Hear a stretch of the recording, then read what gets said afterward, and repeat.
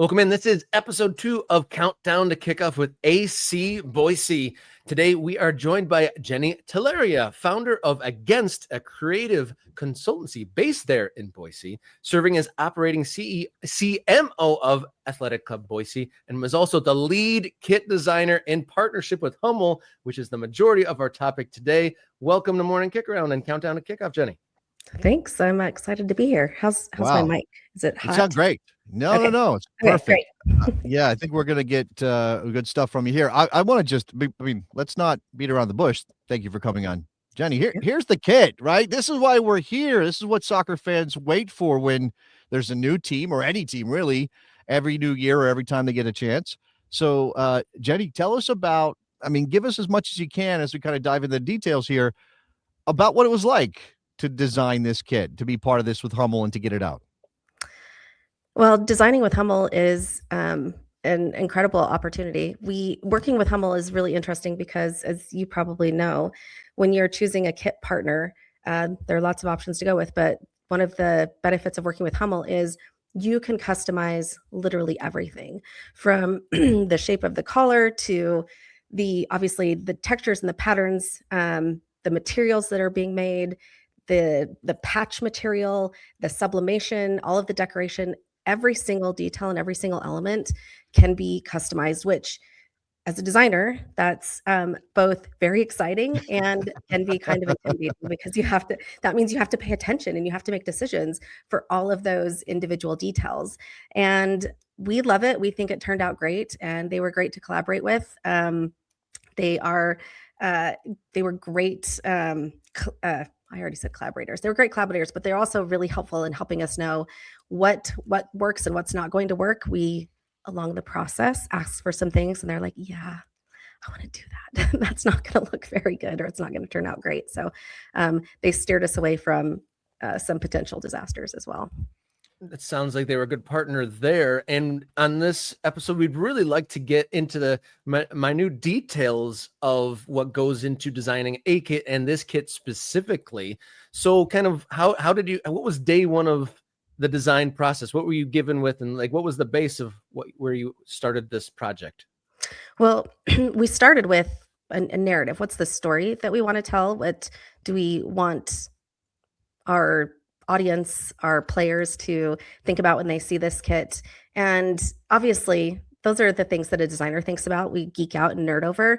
Often when people are purchasing the kit, they're not thinking about those things, right? They don't necessarily know that the pattern on the front was inspired by the plume of a peregrine falcon, and that the direction of the pattern is indicative of when a peregrine falcon dives.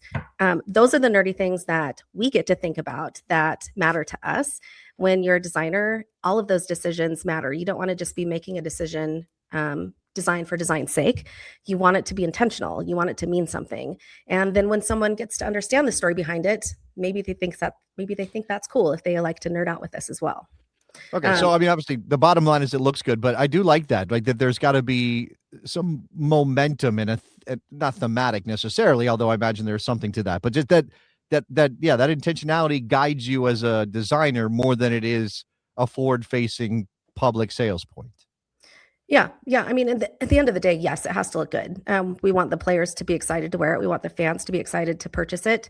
But yes, we want there to be intention behind it as well. And you're starting with a blank template. You're starting with just the outline of what the kit can look like. And then you're thinking about, could it be this? What if we did this pattern? For our inaugural season, we want all of our kits to be grounded in the crest. And so each of the different kits, our home kit, our away kit, the keeper kits, they're all going to be rooted in one of the very specific elements from the crest. So our home kit is the peregrine falcon.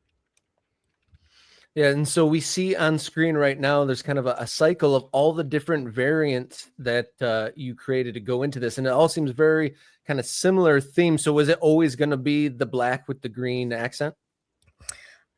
It was always going to be black. We knew that we wanted a black kit for our home kit, and obviously black is one of our primary colors. We call it Raptor Shadow. We weren't sure what the accent colors were going to be. At one point, our lighter green, LeBois green, was going to be a part of this kit, and then it just kind of fell away throughout the process. And we decided to add in some accents of what we call bass green. And there we added green along the way. So like the underarm green, that was not a part of the original design. That came a little bit later as we were looking at a largely black kit. We wanted to pull in some more of those details. Yeah, I mean, that's the things that kind of make it stand. Although, I've seen almost entirely black kits that work, but that interesting little bit of color here or there. Obviously, we can see that you've got a tag element. You got the outline of the state of Idaho there, right? Those things that, I may buy it. I live in Virginia. I may buy this kit because I think it looks awesome. I love this kit. But obviously for somebody from Idaho, the people you really want to connect with, the club is really trying to get invested in the team.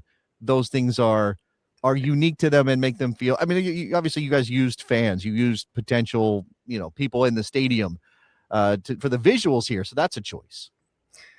Yes. It's Boise, Athletic Club Boise. We always say it's built by Boise for Boise. And that needs to show up in everything that we do. So we talk to our fans a lot about the things that they're interested in. From the very beginning, we talked to them about the elements and the things that they wanted to see in the crest. We did a lot of listening sessions where we showed up with these giant mood boards that had all this imagery that was representative of Boise. And we asked them to put these little stickers, right? Like we call them vote dots, on the things that they thought were the most interesting. And those are the things that we carried forward. Oh, that's very interesting. So you got very direct feedback on the specific elements that were attractive or not. That's an interesting take. Mm-hmm.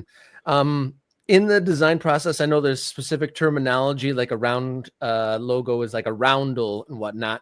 What would you call the shape of the crest? And then what do you call the textures on the black? There's kind of a shimmery alternating element. What are some of the terminologies and the uses of those? Yeah, so the crest itself is made out of kind of a rubber tatami material. So actually, I have one here. I don't even know if you can see the details. I probably should have sent you a really close up of the crest itself, but hold it up if you could. Okay. Yeah, that's yeah. perfect. So Yes. You can see kind of the rubber elements, and then this texture in the background is called tatami. And this was obviously something that Hummel connected us with, the company that actually manufactures this, and they coordinated all of that. But we love those details. It's not just something that's sublimated on the kit itself. It's textural. It adds depth. All of those little touches, they make it feel more special and intentional. And then as far as the pattern on the kit itself, that is called heat press. And it's essentially, I don't know, you create a die. I don't know if this is going to work. And so it's kind of pressed into it. So it's right. And then you print the fabric on top of it. So it creates this kind of shimmer effect that, in certain light, it comes to life. What's interesting is that these are all choices that add to the cost of printing the kits, of making the kits. And, this is a moment when people are sort of always talking about prices and things like that. I mean, ticket prices but when the club tasked you with designing the kit and working with Hummel and figuring things out, is there a guideline on any of that with the acknowledgement that, obviously not every kit you make and sell is going to be authentic, but the ones that are, or the ones that you're trying to replicate, the authentic kits you're trying to replicate, how do you do that and make people feel like they're getting what they paid for and it's of good value? Well, certainly we're always looking at the costs, both from a bottom line revenue and then passing those costs on to the customers. We want to make sure that it's affordable. And so we benchmark it against what, going costs are in the market. And then we work backwards from there. So, we could have done all sorts of, we could have added lots and lots of different embellishments, but, we want to draw a line at some point so that it does become affordable and then also cost effective for us, right? But we need to stay sustainable. But it is important to us that, especially with our home kit, that we pull out all the stops and that we put in as many embellishments as we could. Even like the Hummel logo, that's 3D. Let's see if you can, that's called the 3D ink, right? Mm-hmm. So that's not sublimated. That's not part of the fabric. That's a treatment on top of it. And, that adds cost that we pay for, but it makes the kit way cooler. Yeah. There's also like a first impression element to this, right? Like this is the first one. You don't want people to go, oh, okay, that's nice, but it doesn't feel legit. It doesn't have weight to it. It doesn't have it's not substantial, right? That's part of this. Yeah, absolutely. And we believe that anything we're going to do is worth doing. Excellent. I'm trying really hard not to swear. It's just part of my vernacular. And I don't know what we are not under any guidelines. So I'm like trying to keep it PG, which is I don't even think we have any. I don't think we put ourselves out there as a family show. Jennie, be your authentic self. We prefer that over you having to censor. So whatever it is that you want to throw in. Okay, so we've got the substantial nature of this, and the players are going to wear it. But obviously, again, part of the world, part of running a club is selling it. I think, Rob, you were going to ask, how many do you guys print, or how does that process work for selling them and making sure that you're not just sitting on thousands and thousands of unsold jerseys, or that you come up short because the demand is at such a height? Yeah, good question. Supply chain management is always a challenge when it comes to apparel, especially when you're a new club and you don't know what demand's going to be. We look at things that are suggestive of what we might sell. So, for example, we had 4,000 people show up to our crest reveal, and the fans have really shown up. Boise has really shown up. They're super excited about this club. And so our initial order was 5,000 kits, and we're moving through them like wild. We've had some pop-up shops downtown. We of course had our kit reveal event where we sold them, and they're available online. Our stadium's still under construction, so we don't have a team store just yet. So we are trying to find all of those opportunities to sell the kit and get it into the hands of the people who want it. And of course, it's the holidays, so perfect timing for people to hopefully purchase it and have this underneath the tree. Exciting that the sales have gone well so far, and there's been such a good and positive reaction. Like Jason said, this kit essentially an introduction to the world. You're bringing from nothing to something, the AC Boise's first kit. To the design elements, though, what was the biggest hurdle or the hardest decision that you've had to make in this process till now?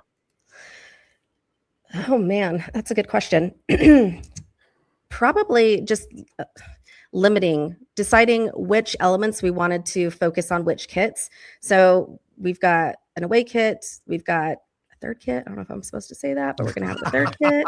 Yes. We've got a handful of keeper kits. And so deciding which element of the crest and narrative were we going to attribute to each of those different kits. And obviously I can't give anything away as far as themes or colors, but those switched. At one point, our third kit was a keeper kit, and we decided, man, fans are going to love that. We can't just relegate it to a keeper kit. A lot of people don't purchase the keeper kit. Let's put it as a third kit. And so get excited for that. We're excited for that. It's going to be cool.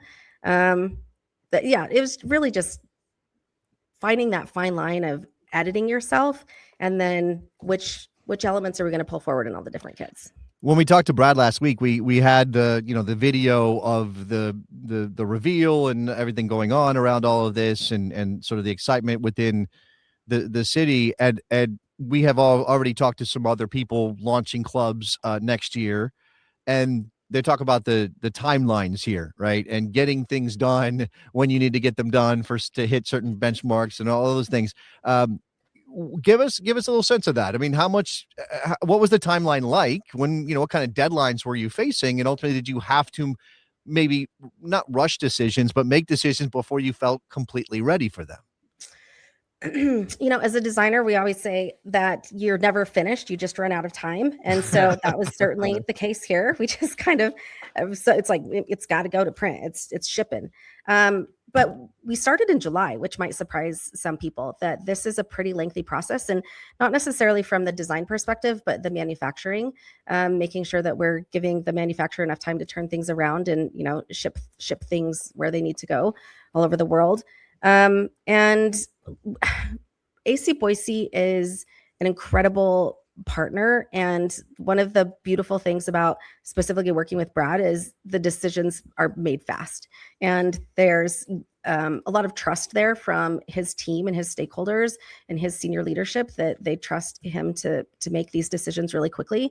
And so it really was, Brad and I making a lot of those decisions, which is nice. As anybody who has ever worked with a board or a lot of people with stakeholders, design by committee is, really rarely nets anything exciting. So, so you can thank us or blame us for the things that you're going to see. Exciting times ahead, and you're in the thick of it still as we count down to kickoff, and we're detailing the design and the process of this first kit. And you said there's many as 3. When will fans maybe get a look at one of these other looks? Well, speaking of timelines, we spent the majority of our time building out the whole narrative for planning out, what do we want all of these various kits to be, and then really drilling down in on the home kit and what do we, bringing that to life. And then as soon as that was done, we jumped right on the rest of the kits. So, but they're going to be coming in hot. Our season starts in March, so it's December something. They're between December and March. That's when they're going to see them. It's going to be closer to March. Yeah, we took our best shot at the actual days. I know that there's a game in Sarasota in early March, so we're putting 82 days until that game in Sarasota for AC Boise as they start life as an actual soccer playing team. One thing before we finish off with this, Jennie, the other thing that I think is fascinating from just thinking about it as a civilian, as somebody not involved in marketing or any of this.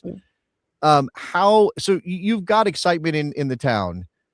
How do you kind of gauge that relative to what you need or obviously there's no ceiling. You want every single person in Boise to care about this team.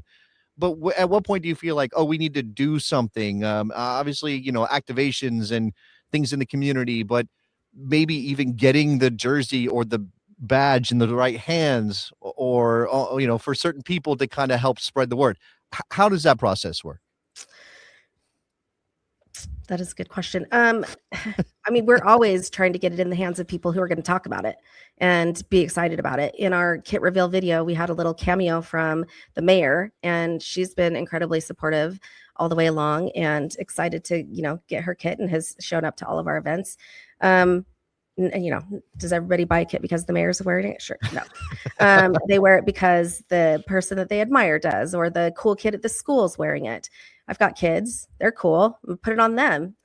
See if they can. Did you send your kids to school in a show? Is that something?